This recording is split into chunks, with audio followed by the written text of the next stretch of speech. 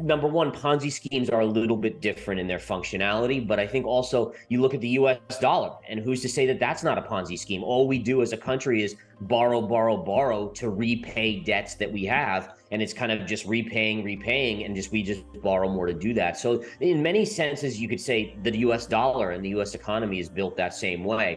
But the key is that Bitcoin is now being adopted by more and more people. There's big money involved. I think FTX is a major issue because it really creates mistrust in the crypto industry.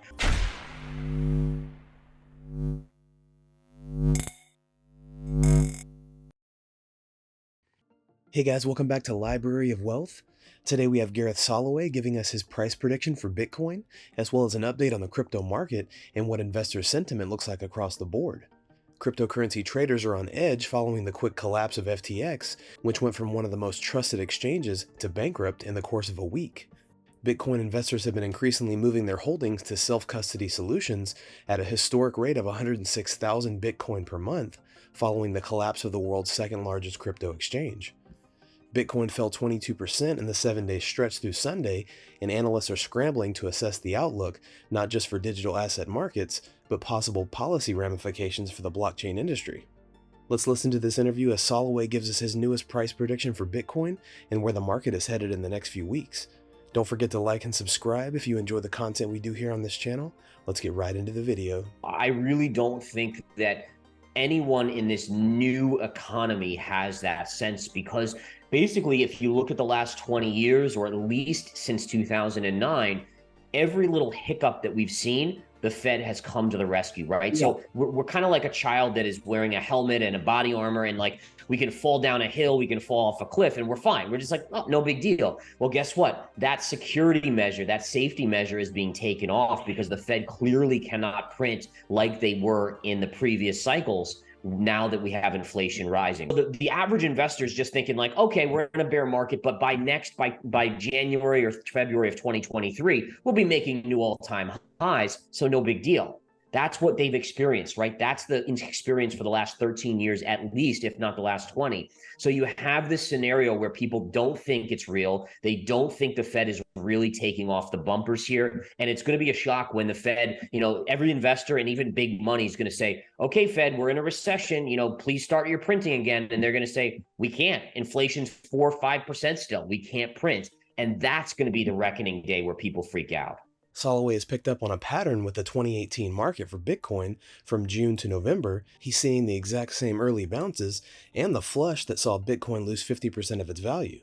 Soloway says he's expecting more black swan events coming soon that will bring in the final bottom for Bitcoin. Yes, as soon as the market or investors in general realize that the Fed will not come to the rescue as soon as we tick into a recession, that is going to be a wake-up call for investors. There's no doubt about it. I mean, you could argue that Ethereum is a little bit more volatile than Bitcoin even, right? That moves up and down. It moves up more than Bitcoin percentage-wise, but also can drop. But I think the key is here is like, I want to know if Ethereum's a security, what does that mean? And I don't think we know that yet. So I think the key is the chart itself does not look horrendous. One of the positives about the Ethereum chart is that the June low has not been taken out yet versus what we've seen in Bitcoin. Bitcoin has taken out the June low. So I think that's a small positive. I think that Ethereum will thrive once there's some more transparency, but it's still one of those scenarios where if Bitcoin's going to 9,000, I've got to imagine that Ethereum probably breaks lower and maybe tests this $650 level at some point before the bottom is in. But again, longer term, I love Bitcoin, I love Ethereum. You just got to ride the rocky rail here in the near term. And then you look at things like the charts and you start to say, okay, did the market bottom when Lehman Brothers collapsed? And the answer is no. It took about 5 to 6 months to bottom. So you start saying, okay, if this is a Lehman Brothers moment, when does this give us? Does this finally give us that timeline when crypto could bottom? And I think it does. And I also think that if you look back to the 2008, 2009 period, you saw these banks misbehaving like a lot of these exchanges are, Celsius, Voyager, and now FTX. and you saw regulation come out of it. What was it? It was Dodd-Frank, right? So you have that functionality, which is now likely going to come out in the crypto markets. I looked at the charts and I said, okay, well, when Lehman Brothers occurred, how long did it take for the markets, the S&P to bottom? That was 5 to 6 months. And then I also looked and I said, okay, well, what type of fall did we see following? In the following 5 to 6 months, how much did the S&P fall? The answer is about 40 to 45%. So wow. If you take 40 to 45% away from the current levels on Bitcoin, it puts you right around $9,000 as a potential low. Is it because of FTX? Because there are people out there, Gareth, that are saying, that's it, Bitcoin's dead. It was always a Ponzi scheme. Once a Ponzi scheme, always a Ponzi scheme. I told you so. Yes. And in all fairness, I mean, I understand that perspective. I think that it's somewhat misguided because, again, number one, Ponzi schemes are a little bit different in their functionality, but I think also you look at the US dollar, and who's to say that that's not a Ponzi scheme? All we do as a country is borrow to repay debts that we have, and it's kind of just repaying, and we just borrow more to do that. So in many senses, you could say that the US dollar and the US economy is built that same way. But the key is that Bitcoin is now being adopted by more and more people. There's big money involved. I think FTX is a major issue because it really creates mistrust in the crypto industry. But again, from mistrust, regulation will come, which will create transparency. And once you have transparency, that's where real trust is built, right? I mean, before this, we didn't have transparency and we were just hoping that everything was fine.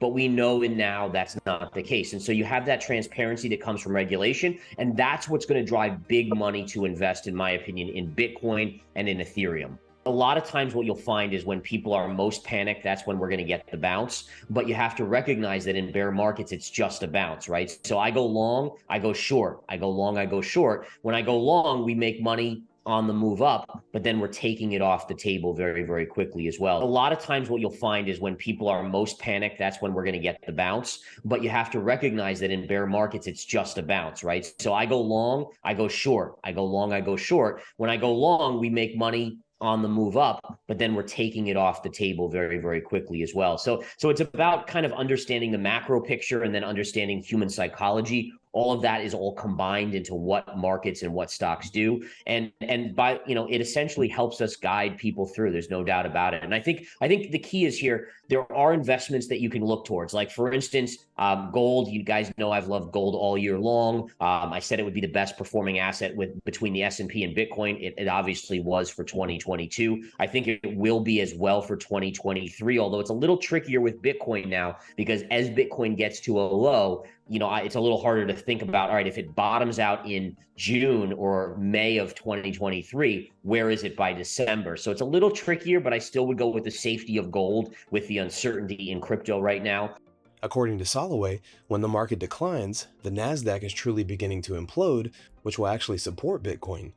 He says that even if the Fed will cease raising interest rates later this year, he anticipates a very devastating event coming soon. He adds that monitoring inflation essentially boils down to keeping an eye on economic indicators and gauging how quickly the economy is contracting. Markets will start to fear if horrendous economic data is observed because a recession is imminent. And since we are in a recession and inflation can only be reduced by around 6%, the Fed is unable to simply print more money, which would lead to the next leg of market declines. What do you guys think about Gareth Soloway's prediction for Bitcoin and the impact that the fall of FTX is having on the current market? Let us know in the comments below. Thanks so much for watching. Don't forget to like and subscribe. This is Library of Wealth. We'll see you in the next video.